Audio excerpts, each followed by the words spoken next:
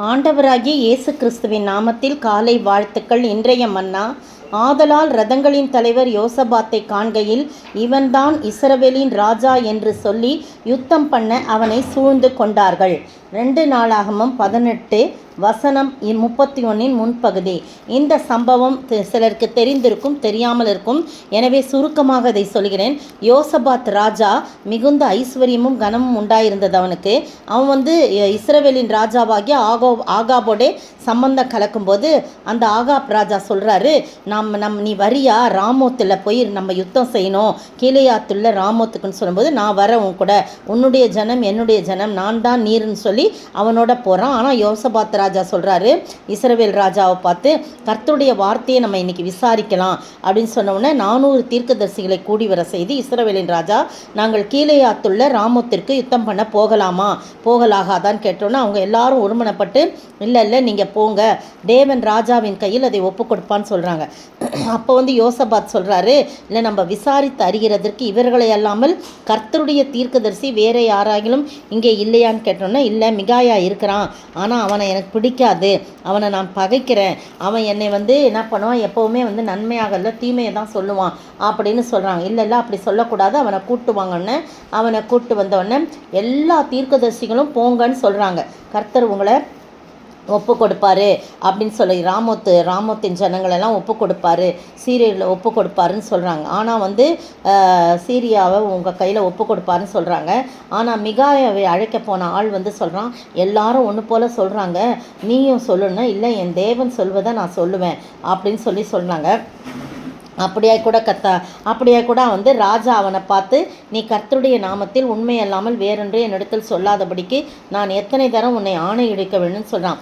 அப்போ அவன் சொல்கிறான், இல்லை நீங்கள் போகக்கூடாது, அது சமாதானம் இல்லை அப்படின்னு சொன்ன உடனே இவன் சொல்கிறான், இஸ்ரவேலின் ராஜா யோசபாத்தை பார்த்து, இவன் என்னை குறித்த நன்மையாகல தீமையான தீர்க்கதரிசனம் சொல்லுவான்னு நான் உம்மோடே சொல்லவில்லையா அப்படின்னு சொல்கிறான். அப்போ இல்லை நீங்கள் கர்த்தருடைய வார்த்தையை கேளுங்க, கர்த்தர் ஒரு சிங்காசனத்தில் வீற்றிருக்கிறத நான் தரிசனமாக நான் பார்த்தேன். அப்போ கர்த்தர் இஸ்ரவேலின் ராஜாவாகிய ஆகாப் கீலேயாத்துள்ள ராமோத்திற்கு போய் விழும்படி அவனுக்கு போதனை செய்கிறவன் யார் என்று கேட்டதுக்கு, ஒருவன் இப்படியும் ஒருவன் அப்படியும் சொன்னார்களே. என்னன்னா, ஒரு ஆவி புறப்பட்டு கர்த்தருக்கு முன்பாக நின்று எல்லார் வாயிலையும் பொய்யின் ஆவியை அது கொடுத்துருக்குது அப்படின்னு சொல்கிறாங்க. நிறைய காரியம் இருக்குது. அந்த பொய்யின் ஆவினால தான் அவங்கெல்லாம் இப்படி உனக்கு தீர்க்க தரிசனம் சொல்கிறாங்கன்னு அந்த சிதேக்கியான்றவன் என்ன பண்ணுறான், கேனானாவின் குமாரனாகிய சிதேக்கியா கிட்ட மிகாயாவை கன்னத்தில் அடிக்கிறான். கர்த்தருடைய ஆவி எந்த வழியா என்னை விட்டு உன்னோட பேசும்படி வந்ததுன்னு சொன்ன உடனே மிகாயா சொல்கிறாரு, இல்லை நீ ஒளிந்து கொள்ள உள்ளறையில் பதுங்கும் நாளில் நீ அதை காண்பாய்ன்னு சொல்கிறான். அப்போ இஸ்ரவேலின் ராஜா என்ன பண்ணுறாரு, மிகாயாவை பிடித்து சிறைச்சாலில் கொண்டு போய் அவன் யோவாஸ் இடத்துல கொண்டு போய் அவனை சிறைச்சாலில் அடைச்சிட்றாங்க. நான் சமாதானத்தோடு திரும்பி வர வரைக்கும் இவனுக்கு இடுக்கத்தின் அப்பத்தையும் இடுக்கத்தின் தண்ணீரையும் சாப்பிட கொடுங்கள் என்று ராஜா சொன்னார். அப்போ இவன் சொல்கிறான், மிகாயா நீ சமாதானத்தோட திரும்பி வந்தால் பார்க்கலாம், அப்படி கர்த்தர் என்னை கொண்டு பேசுனதில்லை என்று சொல்லி ஜனங்களே நீங்கள் எல்லாரும் கேளுங்கன்றாங்க. அதே மாதிரி இஸ்ரவேல் ராஜாவும் யூதாவின் ராஜாவாகிய யோசபாத்தும் கீலேயாத்துள்ள ராமோத்திற்கு போகிறாங்க. ராமோத்திற்கு போன உடனே இவன் சொல்கிறான், நான் வேஷம் மாதிரி யுத்தத்துக்குள்ளே பிரவேசிக்கிறேன், நீர் ராஜவஸ்திரம் தரித்து நீ இங்கே இருங்கன்னு சொன்ன உடனே அதே மாதிரி இவன் வேஷம் மாதிரி போன உடனே சீரியா ராஜா என்ன சொல்கிறான் பாருங்கள், தனக்கு இருக்கிற ரதங்களின் தலைவரை பார்த்து, நீங்கள் சிறியவரோடும் பெரியவரோடும் யுத்தம் பண்ணாமல் இஸ்ரவேலின் ராஜா ஒருவனோட மாத்திரம் யுத்தம் பண்ணுங்கள் என்று கட்டளையிட்டிருந்தான். அதனால் ரதங்களின் தலைவர் யோசபாத்தை பார்க்கும்போது, இவன் தான் இஸ்ரவேலின் ராஜா, ஏன்னா ராஜவஸ்திரம் தரித்து அவன் தான் இருக்கிறான். அப்போ இவன் தான் இஸ்ரவேலின் ராஜான்னு சொல்லிட்டு அவனை சூழ்ந்து கொண்டார்கள். அப்போ யோசபாத்து கத்துறான், கூக்குரலிடுறான், நான் இல்லை, நான் இஸ்ரவேலின் ராஜா இல்லை அப்படின்னு சொல்லி கூப்பிடும்போது கர்த்தர் அவனுக்கு அனுசாரியாய் இருந்தார்.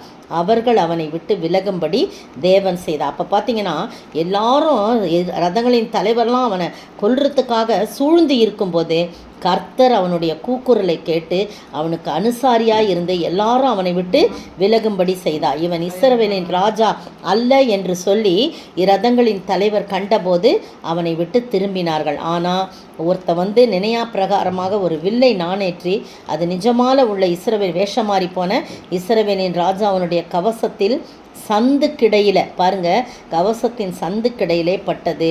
அப்பொழுது அவன் தன் சாரதியை பார்த்து, நீ திரும்பி என்னை இஸ்ரவேல் இராணுவத்துக்கு அப்பால் கொண்டு போ, எனக்கு காயப்பட்டது என்றான். அன்றைய தினம் யுத்தம் அதிகரித்தது. இஸ்ரவேலின் ராஜா சீரியருக்கு எதிராக ரதத்தில் சாயங்காலம் மட்டும் நின்றிருந்து சூரியன் அஸ்தமிக்கும் போது இறந்து போனான் என்று சொல்லப்பட்டிருக்குது. இந்த அருமையான வெள்ளை கர்த்தருடைய தீர்க்கதரிசி சொல்கிறத பாருங்கள், அவன் அசட்டை பண்ணி அவன் கன்னத்தில் அரைந்து அவனை சிறைச்சாலில் ஒப்பு கொடுக்குறான். ஆனால் நடந்தது என்ன? அவன் மரித்து போனான். ஆனால் யோசபாத் கர்த்தருக்கு பயந்துருந்தான். இவனோட போனானே தவிர யோசபாத் ராஜா கர்த்தருக்கு பயப்படுறவர், எவ்வளோ பிரச்சனைனாலும் ஆண்டவரை நோக்கி பார்க்குறவர். அதனால்தான் யோசபாத்துக்கு விரோதமாக அத்தனை பேர் வந்தாலும் அவர்களுக்காக யுத்தம் செய்து ஆண்டவர் உதவி செய்தார். எனவே பிரியமானவர்களே, நீங்களும் நானும் கர்த்தருக்கு பிரியமாக எந்த காரியத்திலும் அவரை நோக்கி பார்க்கும்போது, நமக்கு பிரச்சனை வரும்போது, அவர் சூழ்ந்து எல்லாரும் நம்மை சூழ்ந்து கொள்ளும்போது ஆண்டவர் நம்மை சூழ்ந்து நமக்கு அனுசாரியாயிருந்து நம்மை அவர்களுக்கு கைக்கு விலக்கி மீட்டு பாதுகாப்பார். அப்படிப்பட்ட ஆசீர்வாதத்தை நாம் பெற்று வாழ ஆண்டவர் தாமே கிருபை செய்வாராக. ஆமே.